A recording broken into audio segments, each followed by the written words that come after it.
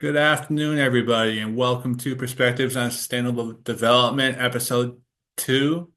Today, we get to talk about something that's near and dear to my heart, and actually what I focus on every day at my job, environmental justice. I want to n now bring on our two experts for today in no particular order. I'm excited to have both on because I've been trying to find a good project to work with both of these people for some time now.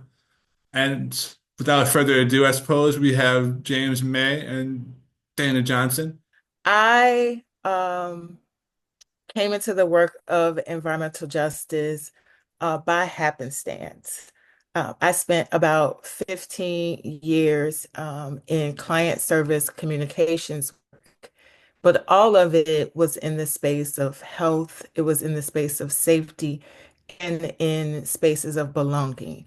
So, thinking about how corporate boards, for example, could be more diverse, thinking about how LGBTQ plus families and individuals could travel and, enjoy hotel stays and live their life in their fullness. And so I do think that, and then I left there and went to work at YMCA's in Chicago and in Washington, D.C., where I'm based. And that work at the Y is about being a third place for people. It's a place where people feel welcomed, is accessible, it should be a place of belonging. And so I think at the heart of my professional life, it's been around how do I contribute to places where people get to live their lives in peace. They get to do it safely. They get to do it fully. And so I just happened to come into an environmental justice organization. We act for environmental justice in 2019, I believe, and got the wonderful opportunity to do some comms work there, but to lead the federal policy office. And so my work was around unlocking federal opportunities that matched what my colleagues in New York City and New York State were doing. But I also got to do it with organizations across the country through a network of EJ orgs that we at convenes. And so um, it's been really amazing, powerful work to be able to link the things that people are experiencing on the ground to federal solutions, whether that be in the administration or in Congress. And so, yeah, we're in a really interesting time now when we think about how that work continues. Absolutely. And I'll tell you a quick story, actually, how I um first thought like, hey, I have to reach out to her. This is a person who knows what she's talking about. I have a sister who works for the GAO, the Government Accountability Office, and I'm watching a congressional hearing one day, and guess who I see testify? Ah, Dana Johnson. Like, I forget exactly what the topic was. Well, it happened to be very close to something I was working on at the time, maybe cumulative impacts or something. or NEPA. Yeah, probably. Who Yeah, knows? But I fast forward a couple of years later, here we are. here we are. Thank you. Well, thank you again. James, how about you? Oh, well, first of all, thanks again for having me uh, as part of this program. It's a real honor to be part of this conversation with Dana and this hosted by you, Chris. So, my quick story about uh, environmental justice and dignity, as you say, it comes at it from a couple of directions or a few directions. One as a litigator, another as an academic, and the third as a professional.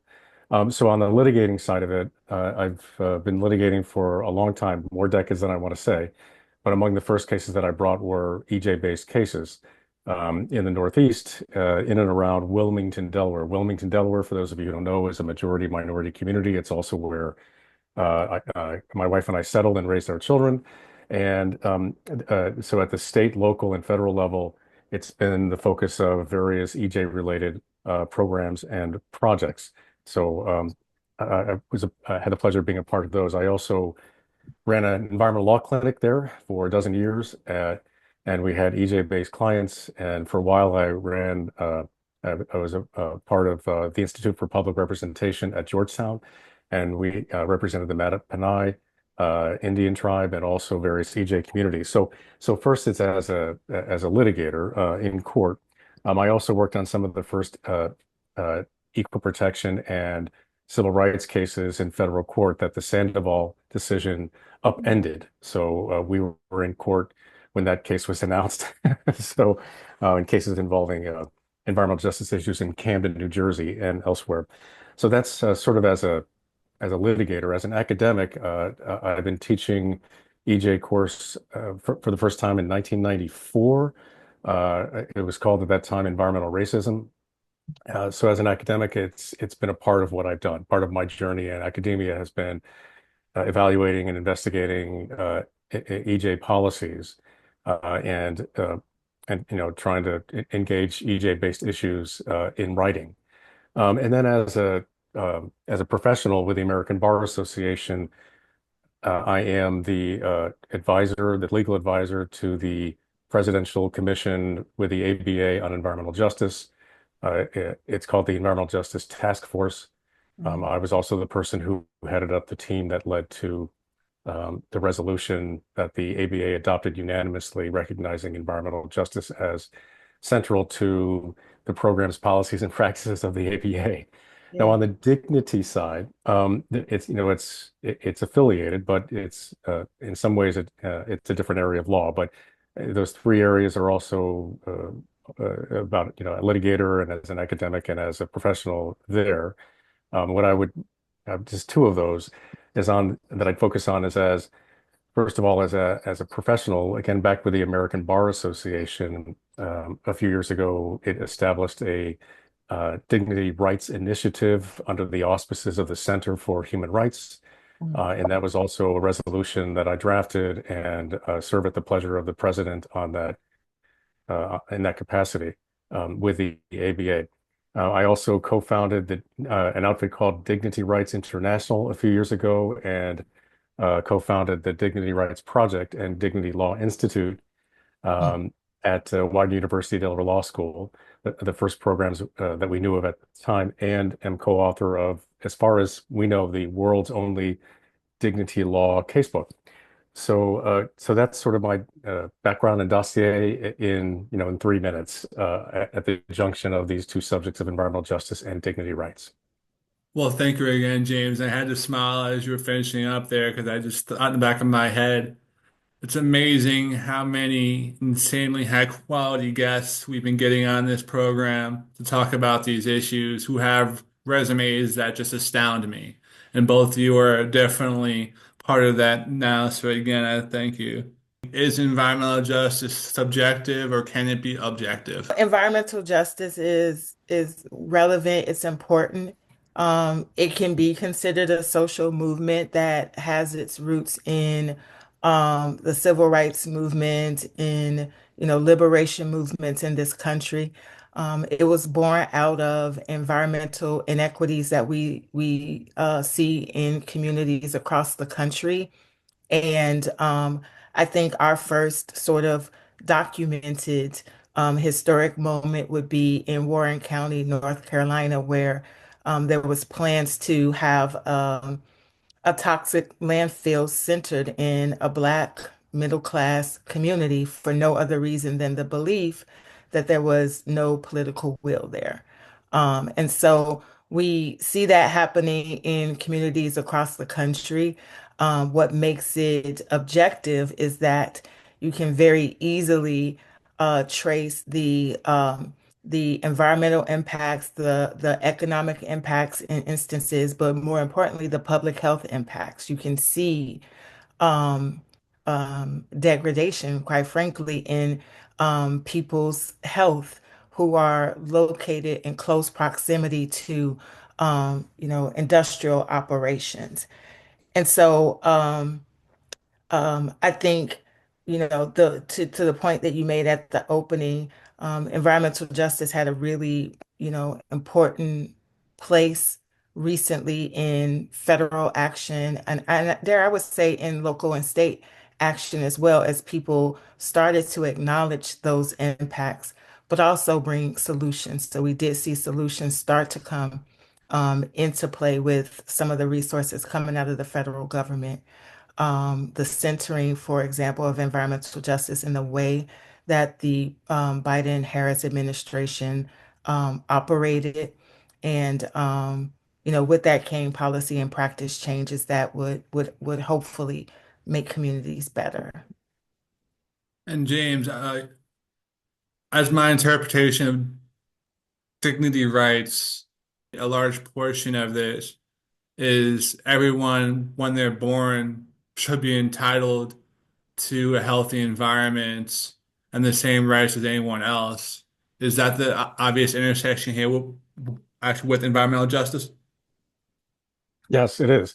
So there is a clear through line between dignity and environmental justice outcomes. The whole idea of recognizing the dignity rights of everyone everywhere is recognizing the equal worth of everyone everywhere. And that is a purpose of advancing environmental justice as well. Like environmental justice is a term that's fallen under some criticism in the last month or so, right? Since January of 2025. And we're recording this on February 27th. So who knows what will happen, even before the end of the month. But uh, the idea is to address the disproportionate application and implementation of environmental policy, or really policy in the United States. So let me give you some examples to answer your question about objectivity or subjectivity.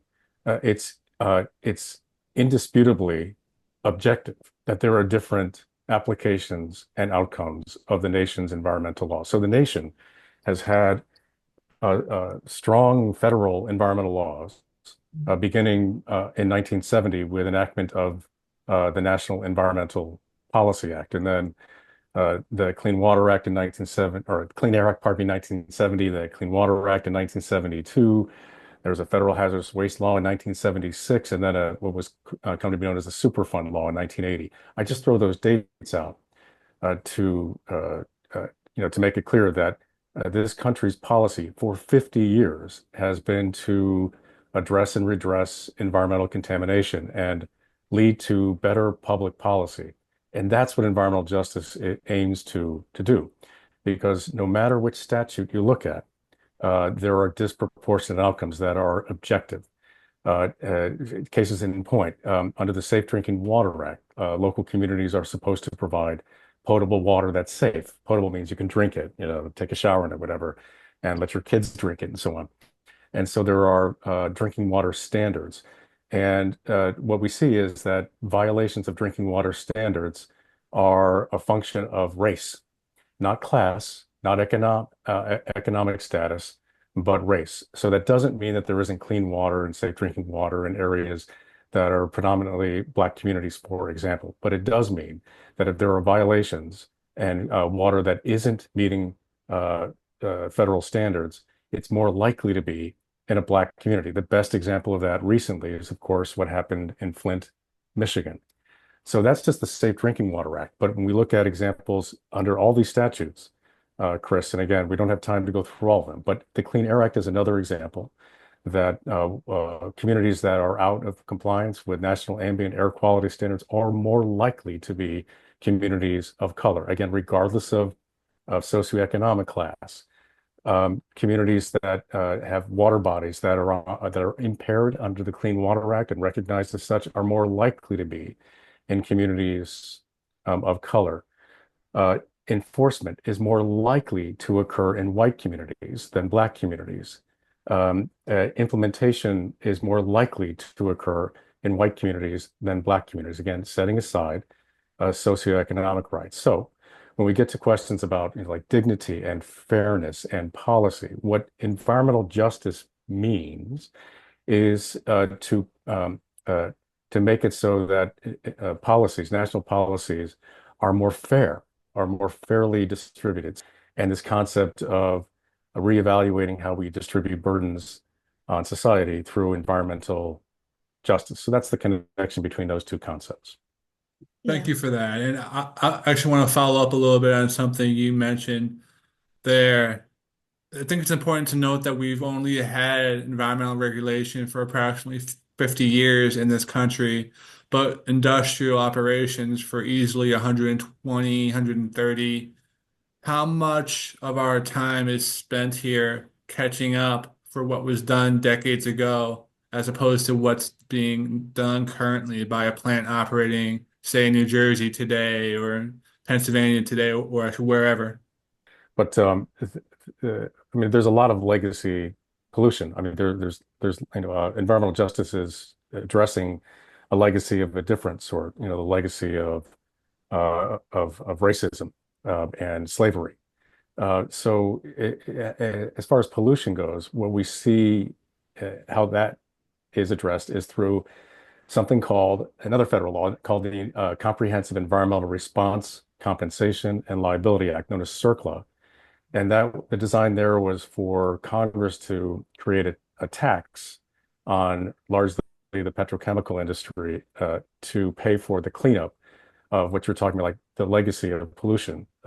And what we see there again is that communities of color are more likely to be in areas that fall under this law and more likely to be on the national priority list. And that means that they're more likely to be fence line communities that are by contaminated areas. So again, it's another example of how legacy fits in here, but still federal laws show that communities of color are more likely to be adversely affected by federal policies. Mhm. Thank you for that. You have anything to add there, Dana, or not? I don't. Okay. Then just to, I guess, follow up on that a little bit, as I alluded to in the open, there have been a lot of changes in the federal level, and currently a lot of uncertainty as to what they actually mean. How much way or influence on tangible things on the ground, like cleaning up a brownfield or funding to community groups, can these federal changes have? And as a follow-up to that, I guess, what steps are there out there right now to ensure resiliency and keep progress going on these issues? Yeah, I think we can think about this in a couple of ways. Like I almost want to take a step back. Like I know we're talking about environmental policy, but when James talked about legacy, it really made me think about, you know, Jim Crow laws in this country, local and state laws that marginalized um, African Americans in this country, and how we had laws like the Fair Housing Act that worked to address it. We had Civil Rights Act, Voting Rights Act, in addition to, NEPA and some of the clean air and the clean water rules that James walked us through. And as a result, we have this legacy of people being, redlined into communities and working to address those things today that I think we had an opportunity to do with some of the money coming out of the federal government, some of the ways that we thought about large scale projects. I think about the Reconnecting Community program that was sitting with the Department of Transportation. My husband and I moved to Washington, D.C. 8 years ago, and we live in a community that it is very difficult for us to get out of without having to access a major highway, right? And so opportunities, when you think about, dignity, the ability to be able to move around, the ability to not be concentrated in places where, you don't have easy mobility, access to resources, etc. We had a real opportunity to do that through federal action. And the thing that concerns me today is we see a pulling back of those resources.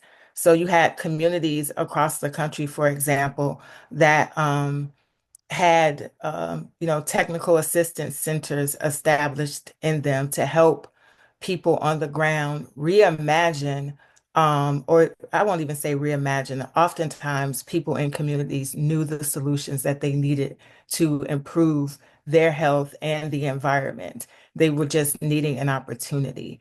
And the technical assistance to have them really reimagine that, to document it, to bring partners together to move it forward, whether it's, you want to build renewable energy places or hubs in your community, or you wanted to build resilience centers. People had vision for amazing things. Like I remember being in a community in Austin and people talked about buying 5 acres of land from the University of Austin and, building a community solar project. They just needed to have the resources to be able to do it. And we had that in the Inflation Reduction Act. And unfortunately, we are seeing those things be pulled back. And I do think that philanthropy, frankly, has been a little absent in supporting communities in filling the gap of those resources. But I also don't think that philanthropy has the capacity to invest at the level that we need to continue the work of rebuilding communities. And so we're in, I think, a really a backwards place. So if you think about, I was thinking about even like my age and the age of my relatives when James was talking.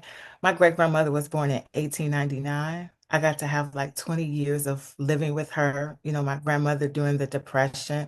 My mother was 18 when the Civil Rights Act came into fruition.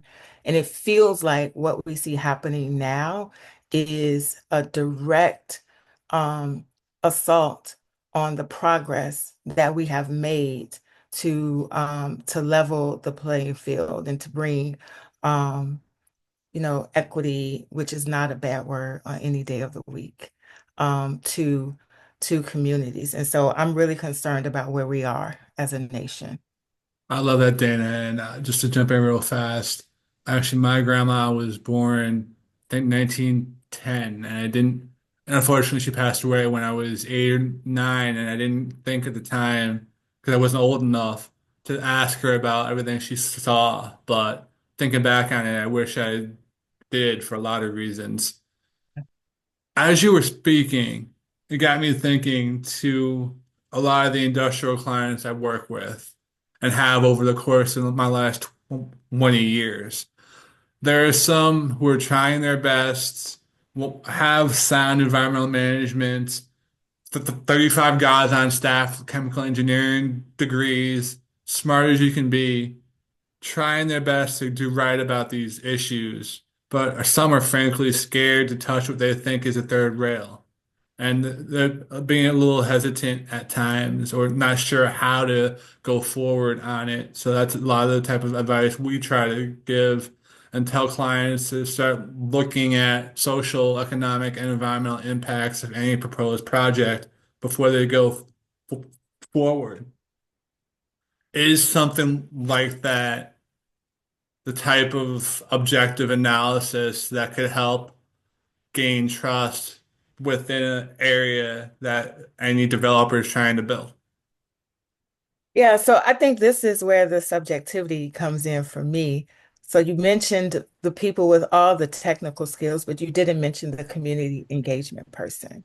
Sure. And I think oftentimes what happens is there is a vision for a project that doesn't have the consultation of people on the ground. And both entities might be working to solve the same problem. You want to have clean air, or you want to have energy, or you want to clean up the water. You want to, build a facility that can, bring economic benefit to a community. But the conversation on how we get to that end goal of economic opportunity isn't had. Sure. And oftentimes when I come into these conversations, I feel like there is a desire for something, highly technical and step by step. But what we are talking about is recognizing one another's humanity. And in doing that, the first thing we do is talk to one another. Like it's so basic and it's so simple. I do think that people skip that step for fear. When you talk about the third rail, I'm assuming you mean the tanking of a project?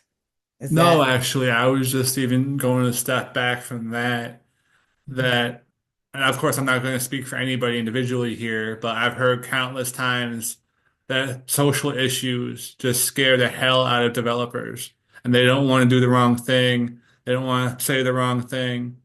Again, 99% of the people I've worked with are trying their best to do the right thing and follow their permits, just as an example. So that's kind of what I was thinking when I said that. Yeah.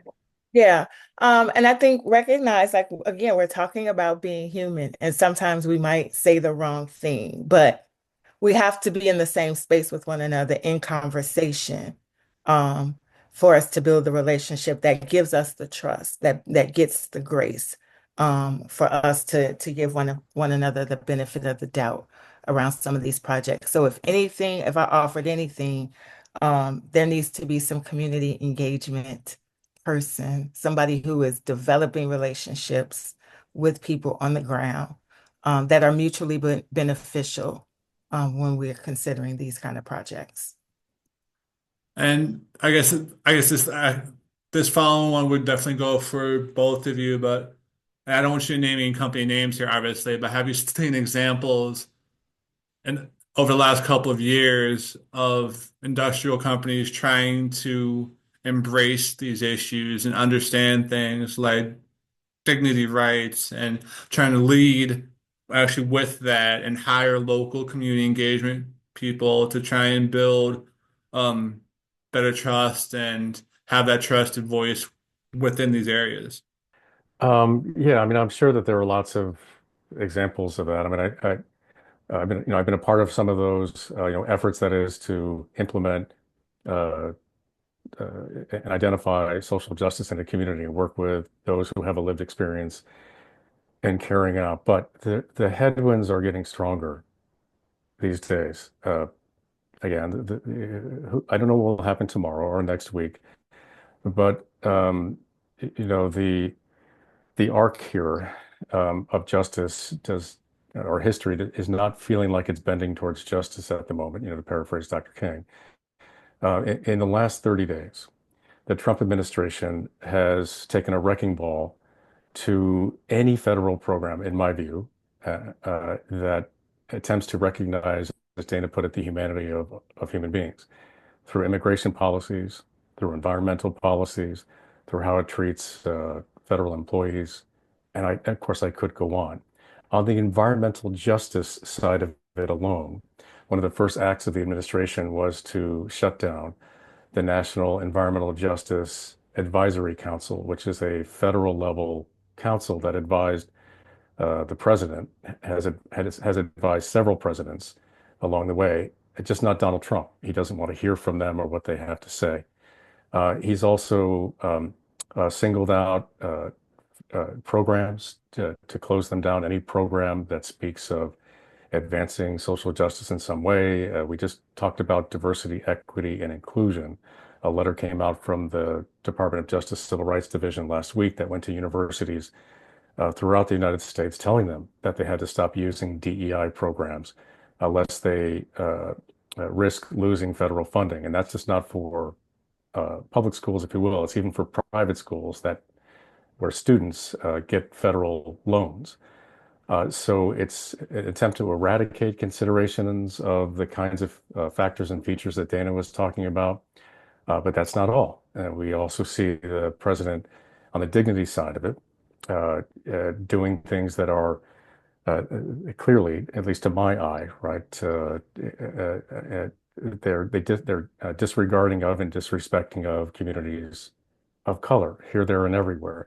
Another example is the president's decision shortly after taking office as he calls it, repatriate Haitians under federal programs seeking asylum uh, out of the country. Singling out Haitians. Not people from Great Britain or France or Spain or but an island that is 95% non-white. And we see the way programs are being carried out at the federal level seem racist, race-based to my eye.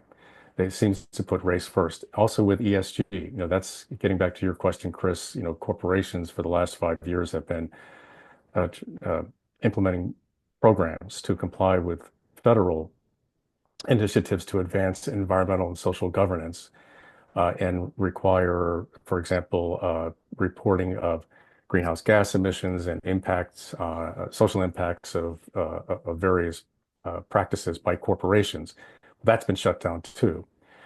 So all across like the federal umbrella, it seems like from one program to the next, if you distill it down to its essence, it seems like an effort to reinvoke Jim Crow laws, and almost to the extent that hasn't been seen since 1878 at the end of Reconstruction. So I think it is a very dangerous time in that regard that we're living through. And I don't think that that can be denied. Where the hope is, you mentioned hope, Chris, at the beginning of this, is at the subnational level. One feature that our Constitution has that most constitutions across the world don't is this concept of federalism.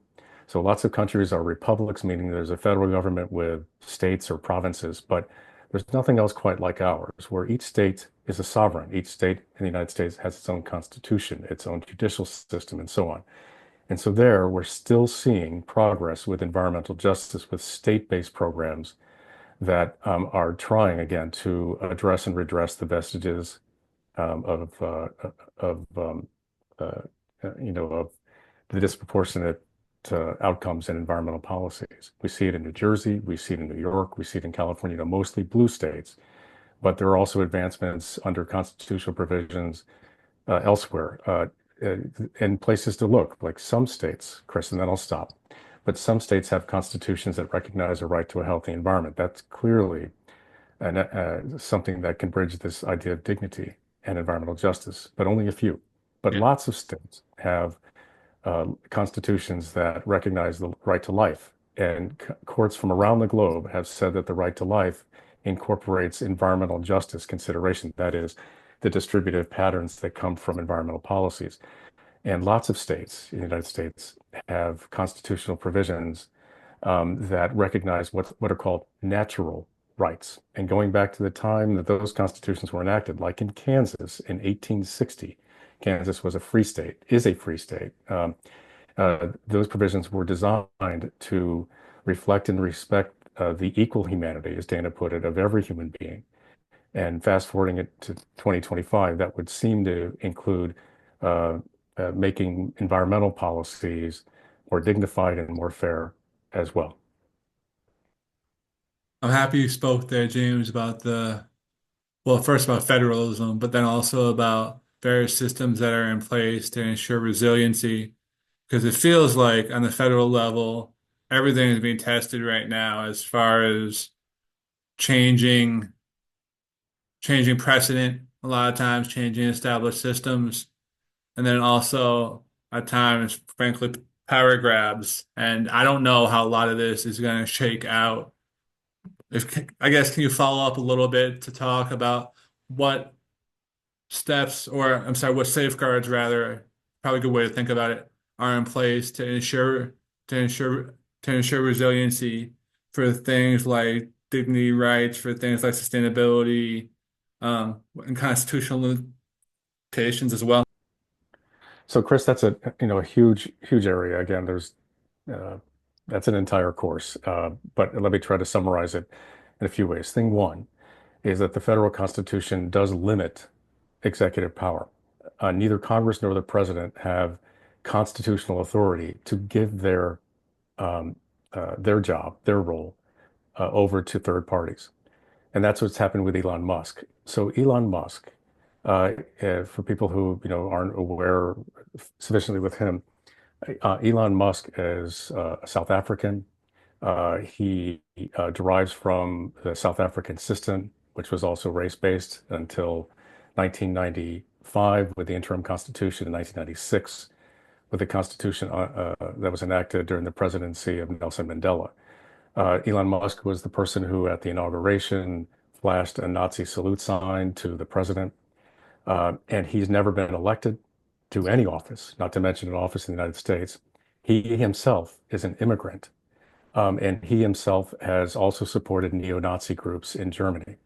So I think there's real concern about the role that he plays in the government. So the Constitution doesn't give the president, even if it were somebody whose policies I agreed with, the president doesn't have constitutional authority to hand the government over, or hand the keys over to a third party. So that's first is to get the courts involved to address Elon Musk's role at the federal level. And in other ways, again, Congress has authority to step in. I don't see that coming anytime soon, but Yeah. there are also restraints on the extent to which Congress can give unrestricted power to a president, which it seems to be doing. The president's job under Article 2 of the Constitution is to take care that laws are faithfully executed. I'm not paraphrasing, I'm quoting. And that's the president's job, takes an oath to do that. So the president executes laws. The president isn't supposed to just execute. So it's laws, and Congress has the authority under Article 1 to make the laws. So all these programs that have been happening, these executive orders that are signed every day with a giant Sharpie, they're not law. They're not supposed to be. The executive power with executive order is supposed to be limited to the president providing guidance and instruction to federal agencies that the president presides over. So, like, the president can't issue an executive order against Jim May. I'm not a federal employee or anything like that. Congress could. But so the president is acting beyond his authority in the Constitution. On top of that, we have federalism, as I mentioned. Every state has its own constitution, and states can still step up to address the kinds of despotism that is overtaking Washington, D.C. I think that's well said, but is there anything you want to follow up with also, Dana, or no? No, I think too, I think that, we'll start to see, and we've heard some states say that, they're maintaining a commitment to address environmental issues, to address, climate change, the impacts of pollution that we see from industrial operations. But as someone who has worked at the federal government and as some at the level of the federal government, and as James has so eloquently articulated for us, we need to continue to hold the line at the federal level. We need to ensure that um, we are pressing, and Congress is a great example, the branches of government to exert their authority and to stay within the right confines in this moment. And I think that that will be critically important for states, right? I think before we started this conversation, we shared a couple of examples of where, states have determined to step up and be protective bodies and to, fill the gap. And we see federal action working to undermine that. And so I just think that um, yeah, we just need to hold a line at the federal level to ensure that it is operating in the way that it is um, constitutionally designed to. I was thinking too, as you're speaking there, that's something I try and tell clients of mine all the time, that trying to be proactive on environmental justice issues and embrace these things before you necessarily have to can be really good business and provide opportunities locally that might not have been there before, ideas you might not have thought of before, as you were alluding to in the past, Dana. I tell a quick story. We have a client in California who was going back and forth with the community for a few years, and it's only through speaking with them that they now have one of the most technologically advanced wash plants west of Mississippi. And it's Yeah, answering everything that the community was asking for, and it's actually making the same money over time. So these types of things are possible. right. I think another example when you mentioned it, to there's a port in the South that was working on an expansion project that the Southeast, where my understanding of the project is that they did engage community beforehand. They talked through benefits. A lot of them were economically based. and that project, the city, I believe, was an important facilitator of that conversation between industry and community. And I think all the parties in that project got what they wanted from it, but it was an early engagement process. It was an early engagement process. Absolutely. And Um, there's also the fact that you can't think about engagement as a 30-day comment period and one-off. It's more of an ongoing effort if you try to do it right, and something I'm passionate about and try to do right and try to keep learning and frankly improving our methods every day.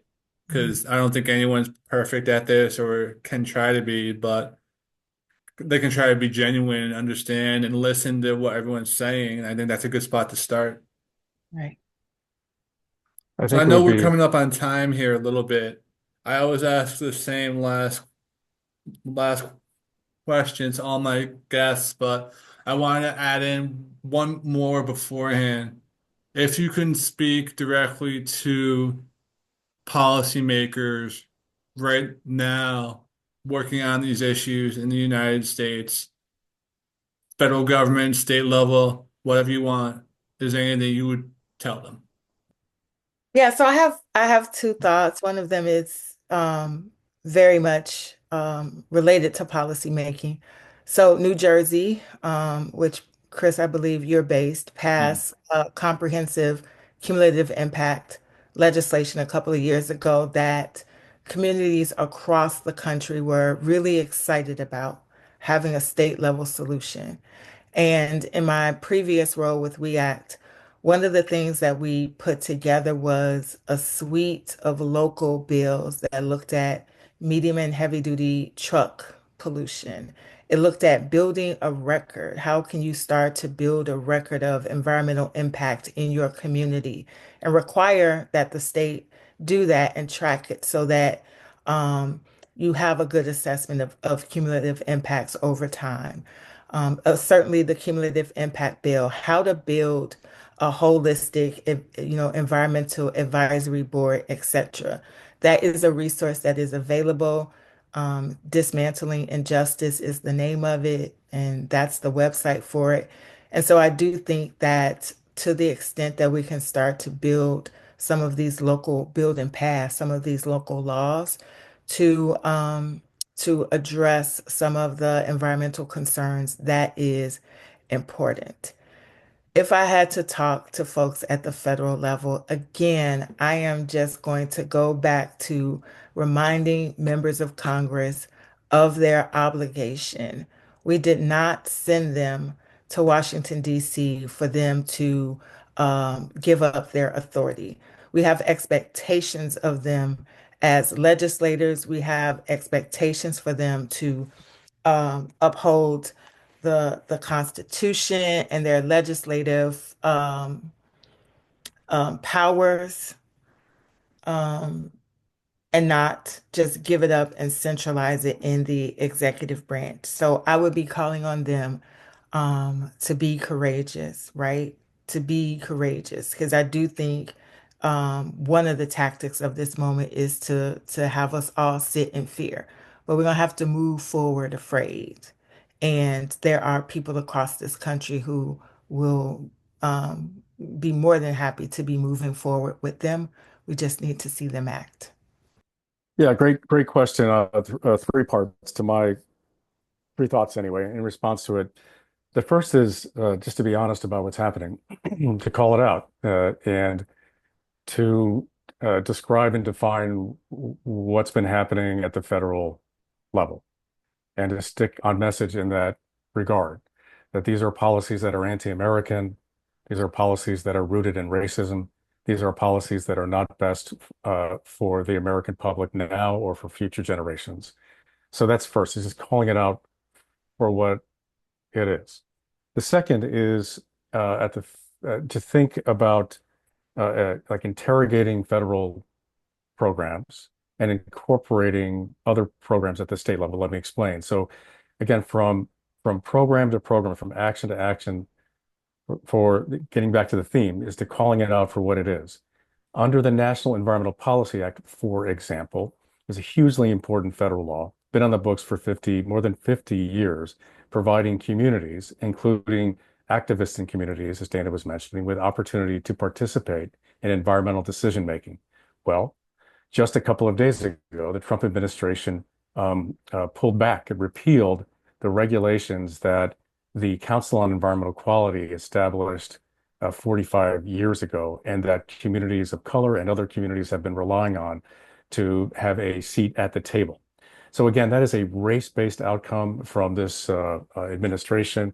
It disproportionately affects communities of color, and it should be called out for that. So to interrogate federal programs is, I think, important, and also calling them out for what they are, and then incorporating better policies at the state level. Dana just mentioned, I think, which is like the leading light in these programs is New Jersey's is a requirement for there to be an environmental justice impact assessment before state programs that are funded or authorized or carried out by the state of New Jersey. Other states have similar kinds of actions, but they've been relying on this federal program that now is defunct. So it's an opportunity for states to step out in front, and state action in U.S. history has oftentimes impelled, if not propelled, federal responses. The Clean Air Act is an example of that, where the state of California in the 1960s started regulating air pollution, and other states did as well, borrowing from California.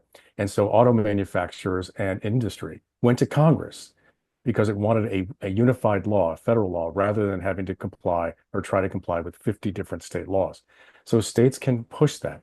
And the last thing is getting back to what Dana said about, what to say to our fellow Americans who are in positions of power and those who have also lost their jobs, just trying to do a good job, is to as Dana put it, is really is keep fighting, is stay at it.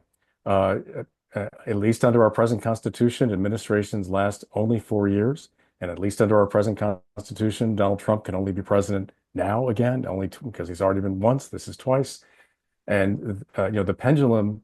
The symbol of America isn't the eagle; it's the pendulum. The pendulum will come back, and this time, hopefully, America will be ready. So, keep at it. Don't lose hope. There's more to be done, and at least for my money at this point in time, more advancements that can be made at the local level. Again, as Dana was mentioning, than at the federal level. So it's time to get to work. I appreciate that. The largest demographic who tends to listen to this program is young people, whether it's in college, grad school, or just interested in these issues. How would you advise young people or anyone interested in finding out more about these issues to still have hope or still try and look for positive outcomes? So I'll say this. I remember I think it might have been when the bipartisan infrastructure law passed, and way back on page 118, 1800 was changes to how NEPA would be implemented. And I remember just ranting and being really angry about another step to chip away at. Quite frankly, I consider NEPA to be a part of the fabric of democracy in this country because it says I have a right to sit at the decision-making table and decide what happens in my community. And I think any effort to take that right away is anti-democratic. So I'll just go on record as saying that. Um, but I do remember speaking with Tamara O'Toole, who I think right now is leading the Environmental Grant Makers Association. And she sent me a message and said, give me a call. And when I called her and she said, like, I understand you're upset right now. I understand you feel betrayed. But this also gives us an opportunity to rethink, reimagine the permitting process in this country. What else can we rebuild so that it really truly works for communities? And so that's what I think about when I think about this moment that we're in. I think about, generations behind me we get a chance to reimagine things. We get a chance to think about how to strengthen and how to make better protections in this country across the board, whether it's to vote, it's the environment, it's how we permit projects, how we ensure clean air, clean water, clean soil. We get to reimagine it all, and we need them. And I also believe in a variety of disciplines. Like you can, I don't know, study macrame, but if that artistry brings some creativity to how we solve problems and environmental problems in this case, because that's what I feel like the podcast is about, then we want to have you at the table. So bring it all. Thank you very much, James. I didn't see the macrame reference coming, but I love it. Same Thank here. you. The all right, so kind of what to say to younger people. I think uh, part of it is that you want a better future, right? And a way to help ensure a better future is to have a better environment that serves humanity throughout the United States in a more fair way that recognizes human dignity. That was longer than I intended, but just you want a better world, you want to live in a better world, raise your children in a better world, get involved, vote. Elections matter. In the House of Representatives presently, it's really just one vote or two votes that separates outcomes between a fractured Congress with the Republicans and Democrats, as we saw just the other day with the budget reconciliation vote. So that's first. Let's get involved. Pay attention. The second thing is not just look forward, but look back. There have been people who leading voices on some of these include, for example, Harriet Washington, who wrote a terrific book on environmental justice, explaining where it originated, what the idea behind it, and how to address it. And it's a picture perfect plan for incorporating these kinds of concepts in conversations that young people are having about what kind of world that they want. But also the vestiges of environmental justice, where does it come from? And just understanding it.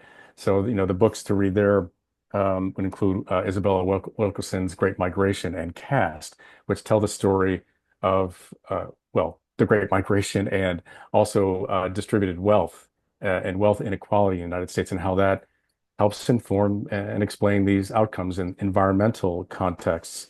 Um, and then on the cultural side of it, popular cultural side of it, I mean, uh, I'm talking to younger Americans, but they're ones who are famous, and like one who comes to mind. And sorry to pick on him, I'm not picking on him because I love him, but Kendrick Lamar, not like us. Donald Trump is not like us. Elon Musk is not like us, so rather than pick on a Canadian, I'm just maybe suggesting that it's time for popular culture, like in the 1960s, to take up the call to get young people thinking about and excited about uh, ways to make a better future. Well, thank you for that, and thank you both for what I think was a lot of information, and I definitely enjoyed this. And if anyone listening actually wants to take away from this, I think there are a couple. Environmental justice is very much an objective thing. There are steps you can take to first learn more about what's going on, what the various causes have been over the years, and how to get involved and how to affect positive change and still build projects and still get things done, but there are right ways to go about it. So I think a lot of times you have to take a step back and have these types of conversations and hear from other people and not be afraid to dig into this stuff a little bit. So again, thank you very much and thank you for everybody listening and have a nice day.